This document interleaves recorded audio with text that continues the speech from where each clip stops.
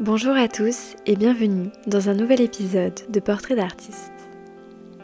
Aujourd'hui, nous plongeons dans la vie et l'œuvre d'un peintre qui a transformé ses souffrances en chef-d'œuvre intemporel.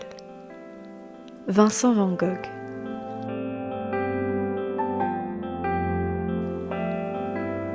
Vincent Willem van Gogh naît le 30 mars 1853 à Groot-Zundert, un petit village des Pays-Bas. Aîné d'une famille de 6 enfants, il grandit dans un foyer marqué par la foi religieuse. Son père, pasteur, lui transmet une sensibilité spirituelle qui imprégnera plus tard ses œuvres, empreintes d'une quête de sens et de lumière. Parmi ses frères et sœurs, une figure clé se distingue. Théo, son cadet de 4 ans. Plus qu'un frère, Théo sera son confident, son mécène et son soutien inébranlable.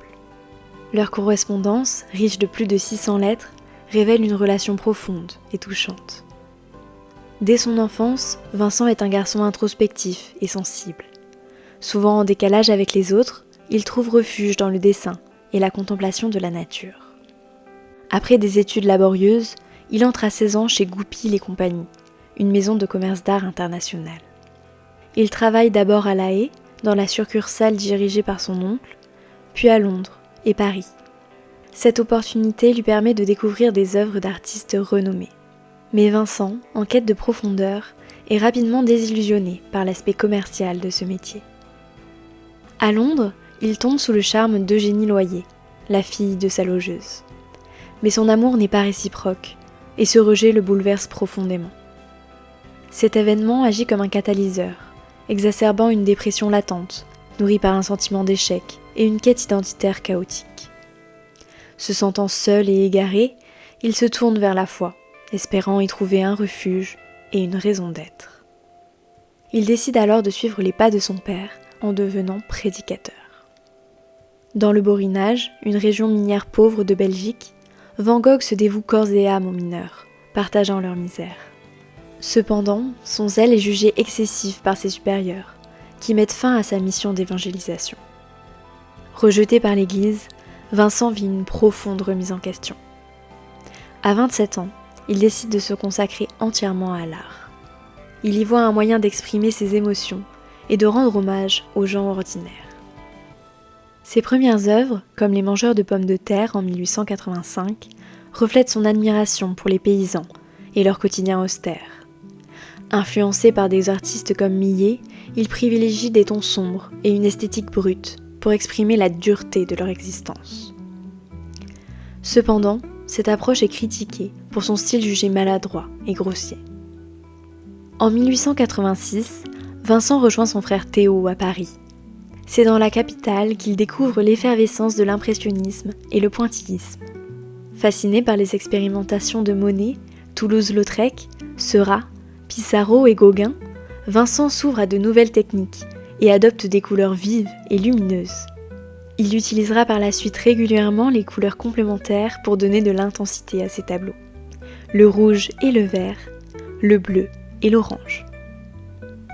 Les influences japonaises marquent également cette période. Inspiré par les estampes d'Okusai et Hiroshige, Vincent intègre des cadrages audacieux, des contours noirs épais, des perspectives distordues et des aplats de couleurs dans ses œuvres. Cela se ressent notamment dans Le Pont sous la pluie, une peinture de 1887 directement inspirée des ukiyo-e japonais. Mais la vie parisienne et l'absinthe l'épuisent. Van Gogh, souffrant déjà de troubles mentaux, décide de s'installer à Arles, dans le sud de la France, en 1888. Là-bas, il est captivé par la lumière méditerranéenne. Son style se libère, ses couleurs deviennent vibrantes, presque irréelles, traduisant son émerveillement face à la nature. Le jaune, symbole de lumière et de vie, domine ses toiles.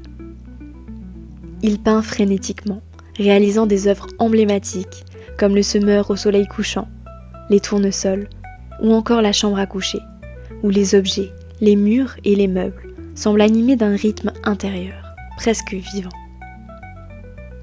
Rêvant de créer une communauté d'artistes, un atelier du midi comme il souhaite l'appeler, Vincent invite Paul Gauguin à le rejoindre. Leur collaboration est cependant courte et tumultueuse. Van Gogh admire Gauguin, Mais leur vision artistique et leur personnalité s'opposent. Une dispute éclate en décembre 1888, culminant par un geste tragique. Van Gogh se mutile l'oreille gauche. Cet épisode marque un tournant. Son état mental se dégrade rapidement et la fréquence croissante de ses crises suscite l'inquiétude des habitants. Une pétition, signée par une trentaine de personnes, réclame son internement ou son expulsion d'Arles.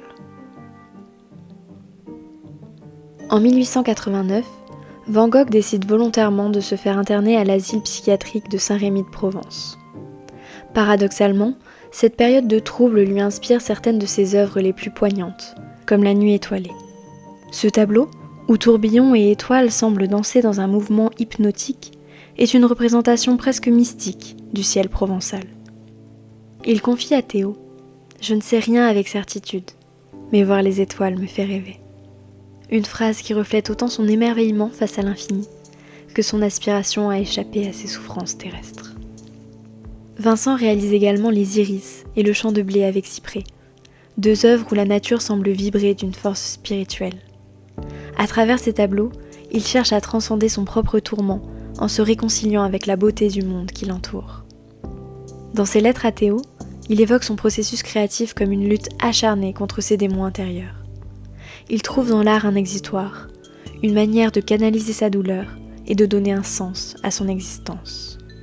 La peinture de Van Gogh dépasse désormais la simple reproduction du réel pour atteindre une dimension profondément personnelle. À travers des formes amplifiées et des couleurs intensifiées, il exprime des émotions et des visions intérieures, transformant chaque tableau en une fenêtre sur son âme. Comme il l'écrit à sa sœur, « Je cherche une ressemblance plus profonde que celle qu'obtient le photographe. » En 1890, à la demande de Théo, Van Gogh s'installe à Auvers-sur-Oise, une petite commune près de Paris, où il est placé sous la supervision du docteur Gachet. Dans une effervescence créative remarquable, il réalise plus de 70 œuvres en à peine 2 mois. Parmi elles, Le Champ de blé au corbeau, un tableau souvent interprété comme un présage de sa fin tragique. Les corbeaux menaçants, le ciel tourmenté et les 3 chemins, qui semblent ne mener nulle part, reflètent l'impasse dans laquelle il se sent piégé. Le fragile équilibre mental de Van Gogh se dégrade. Rongé par un profond sentiment d'isolement et persuadé d'être un fardeau pour son frère, il écrit « Je me sens raté. Voilà pour mon compte.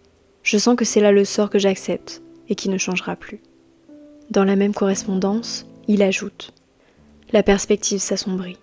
Je ne vois pas l'avenir heureux du tout. » Le 27 juillet 1890, dans un acte désespéré, il se tire une balle dans la poitrine.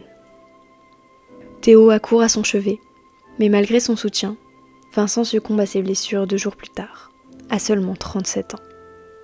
Dévasté par la perte de son frère et affaibli par la syphilis, Théo meurt à son tour 6 mois plus tard. De son vivant, Vincent Van Gogh n'a vendu qu'une seule toile. Pourtant, son art, si mal compris de son époque, est aujourd'hui universellement célébré. Comme il l'écrivait à Théo, « Je veux toucher les gens avec mon art. Je veux qu'ils disent « Il ressent profondément. Il ressent tendrement. » En effet, son œuvre est un dialogue intime entre la nature, ses émotions et l'observateur. À travers ses portraits, ses paysages et ses scènes du quotidien, Van Gogh parvient à immortaliser non seulement l'apparence des choses, mais aussi la profondeur des sentiments qui les traversent. Ses toiles, empreintes de lumière et de douleur, nous invitent à ressentir ce qu'il a vécu, à contempler la beauté cachée dans les moments les plus simples, et à éprouver la grandeur et la fragilité de la condition humaine. Merci de nous avoir rejoints aujourd'hui pour ce voyage au cœur de la vie et de l'œuvre de Vincent Van Gogh. N'hésitez pas à partager dans les commentaires votre œuvre préférée et dites-moi quel autre artiste vous aimeriez découvrir. N'oubliez pas de vous abonner pour ne rien manquer. À bientôt! I'll trade you. I'll take the pain that you've gone through for the life I wanna give to you.